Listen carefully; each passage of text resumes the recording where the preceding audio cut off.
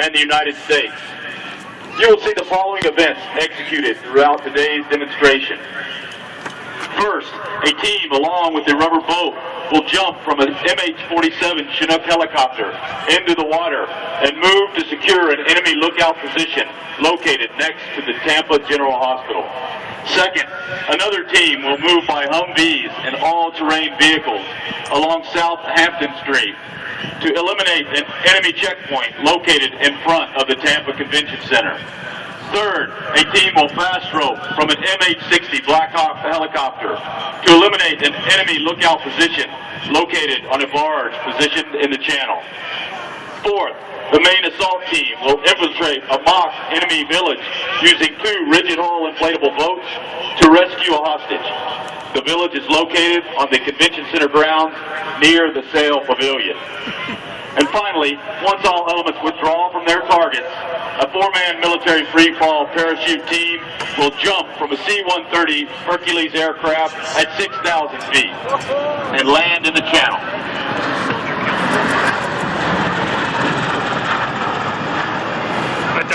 Ladies and gentlemen, that is a CV-22 Osprey aircraft capable of flying in excess of 200 miles per hour.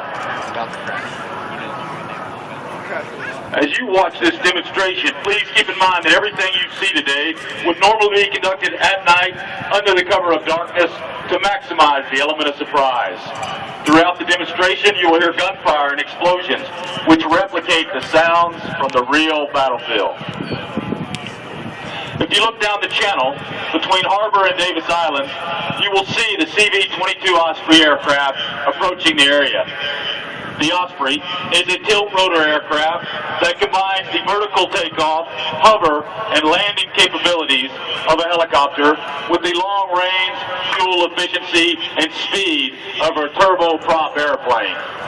The mission of the CV-22 Osprey is to conduct long-range infiltration, exfiltration, and resupply missions for Special Operations Forces. This versatile, self-deployable aircraft offers increased speed and range over other rotary wing aircraft, enabling Air Force Special Operations air crews to execute long-range missions. The CV-22 Osprey can perform missions that would normally require both fixed-wing and rotary wing aircraft.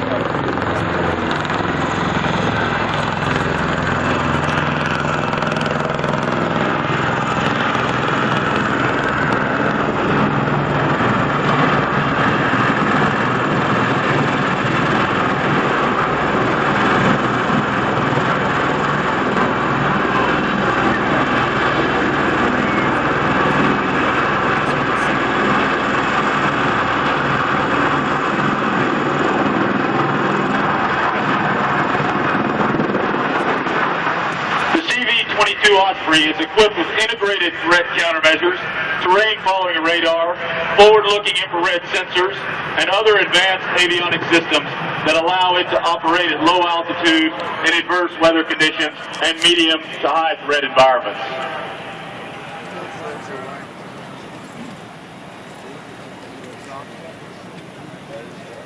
Once again, ladies and gentlemen, if you look down the channel between Harbor and Davis Islands, you'll now see a team of Special Operations personnel from Australia, Norway, and the United States preparing to conduct a helo-cast insertion into the channel using an MH-47 Chinook helicopter.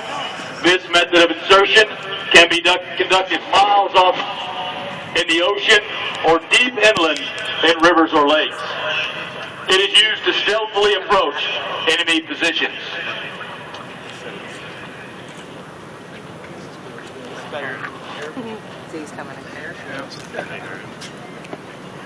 The Chinook can also conduct fast roping, rappelling missions, large-scale air assaults, resupply missions, and parachute operations.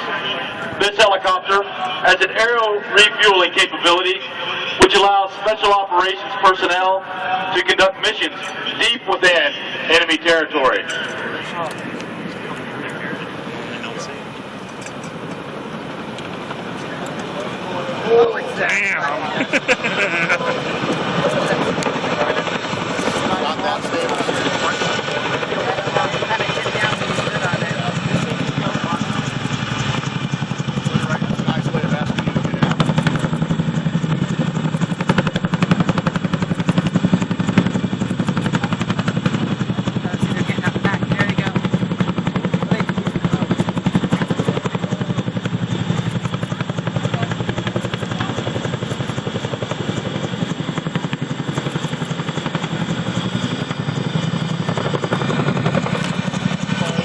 Surprisingly very quiet.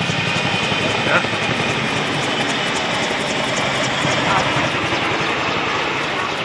Wow. These highly trained pilots can fly nearly 150 miles per hour, just a few feet off the ground, at night and in bad weather. The Chinook's range is 858 miles, and it features 4 gun stations.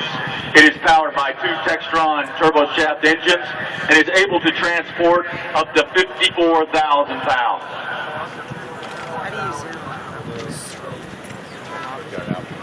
Ladies and gentlemen, if you will look behind you, you will next see an attack on an enemy checkpoint using special operations all-terrain vehicles and ground mobility vehicles, more commonly known as Humvees.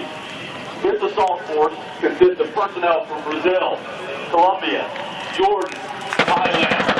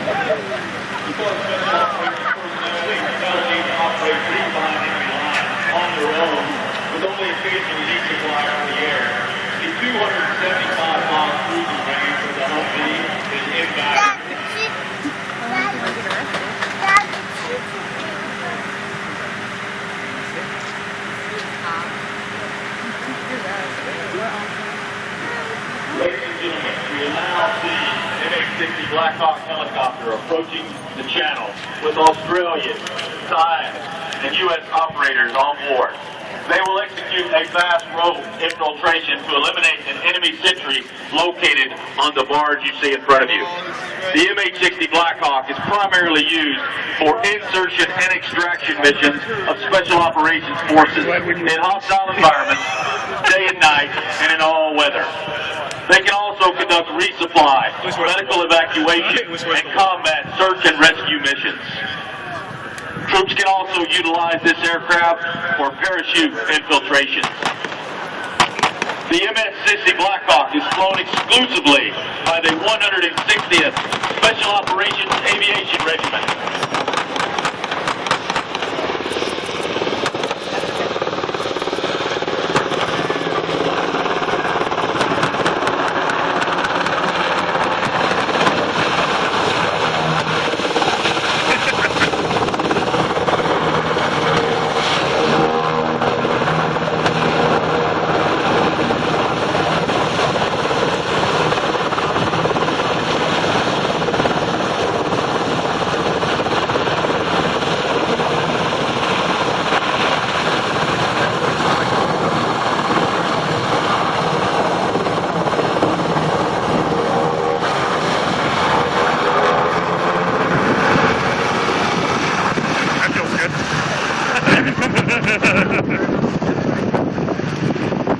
Included in this assault force are highly trained demolition experts.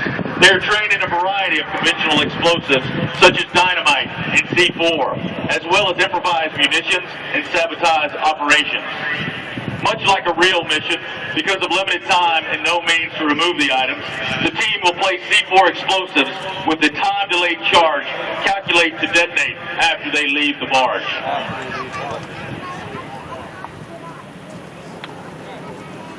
That announcer guy's right there. Where was run over there? I was told him talking. This could be a while. Two rigid hull inflatable boats, or ribs, are now approaching the main enemy village to execute the hostage rescue mission against a fortified enemy position. This assault force is comprised of Army Green Berets, Navy SEALs, Air Force combat controllers, and Marine Corps special operators, and consists of personnel from Brazil, Canada, Jordan, Norway, Poland, the United States.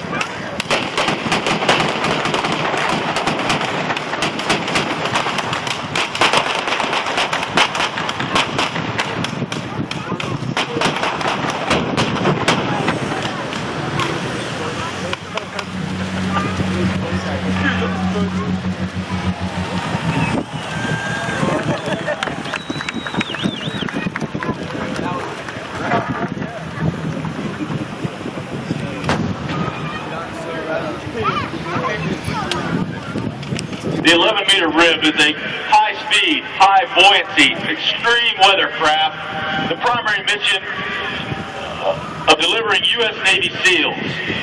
Each craft is manned by a crew of 3 Special Warfare Combatant Craft crewmen and can carry 8 personnel. Ladies and gentlemen, if you look to the north end of the harbor, it looks like an enemy vessel.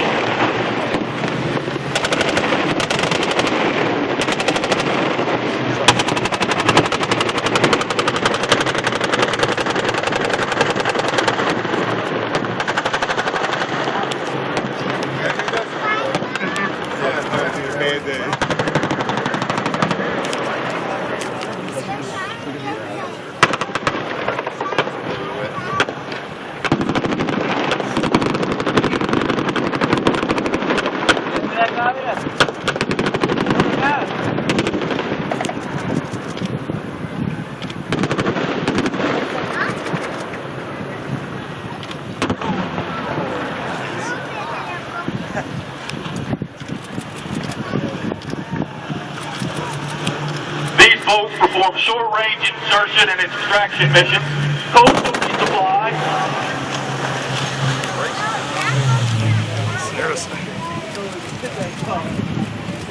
Yeah.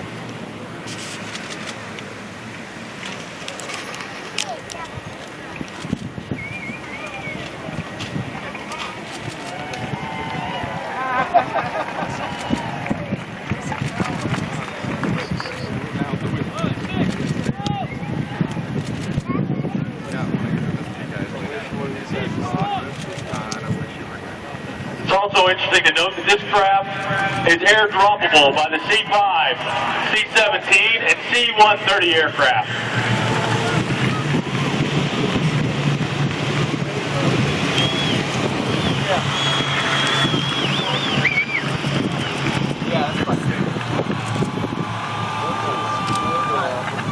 Sorry, Mary. Stuck on base. Or trees.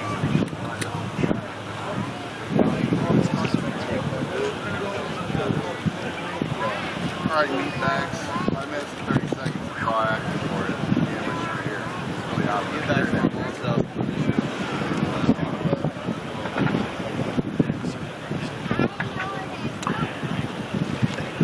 Ladies and gentlemen, soon you will see an MH-60 Black Hawk helicopter returning to pick up the assaulters from the barge. They will use the Special Patrol Insertion and Extraction System to depart the area.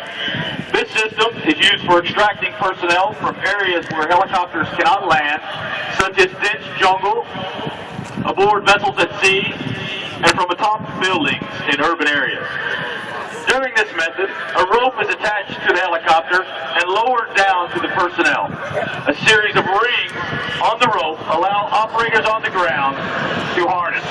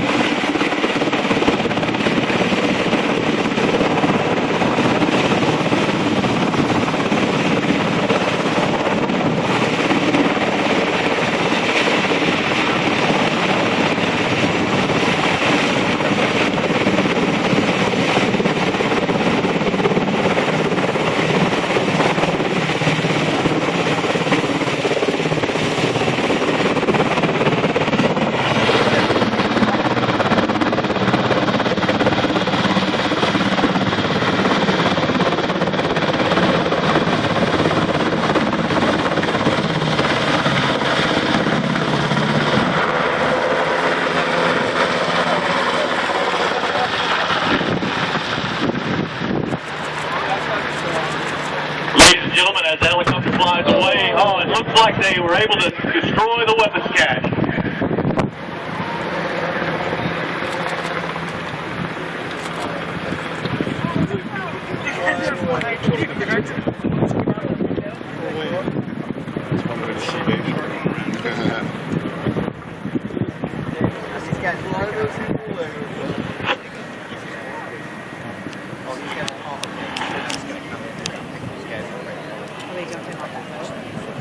The ground mobility and all-terrain vehicles will now depart the area. How crazy is that? No, they're not. Oh no. But you know, because I look like the Chinooks will come in and get these.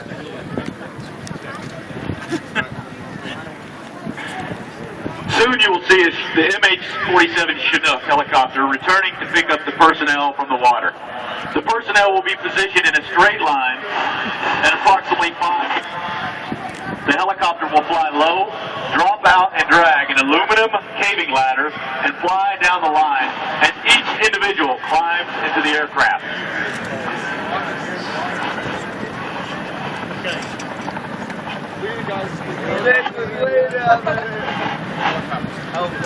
If you look in front of the Tampa General Hospital, you can just barely make up the heads of the operators lined up.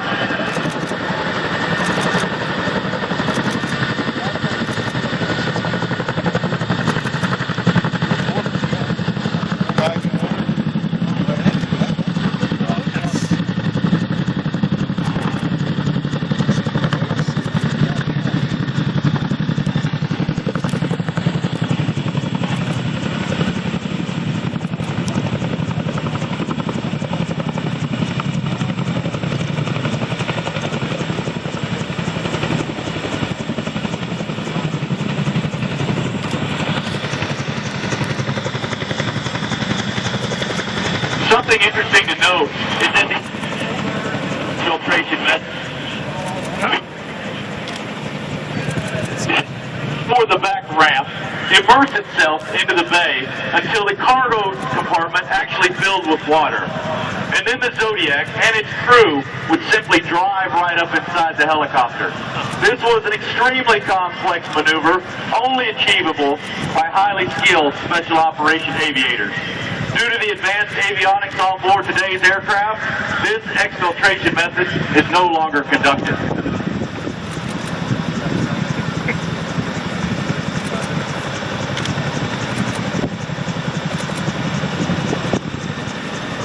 Another interesting fact to consider about today's event is that as impressive as all of this is, it's even more impressive when you consider that these teams had to merge different tactics, different techniques, different procedures from 10 different nations and overcome significant language barriers, and they choreographed all of this demonstration in just 4 days. These special operators truly are the best our countries have to offer.